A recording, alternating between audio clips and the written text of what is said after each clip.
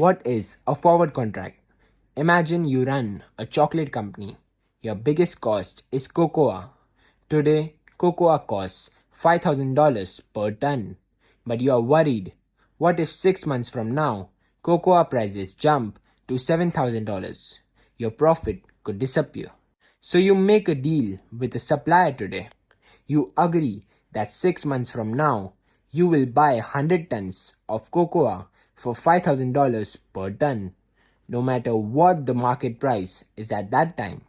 Nothing is exchanged today. No cocoa, no cash, just a promise. 6 months later, if cocoa prices rises to $7,000, you will win because you still pay $5,000. If cocoa falls to $4,000, the supplier wins because you will still pay $5,000. This agreement is called a forward contract.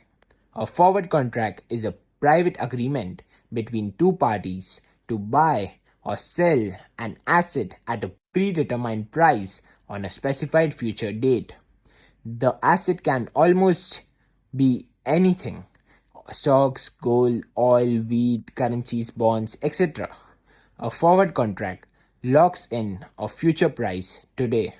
It gives both parties certainty about a future transaction, even though the actual exchange happens later.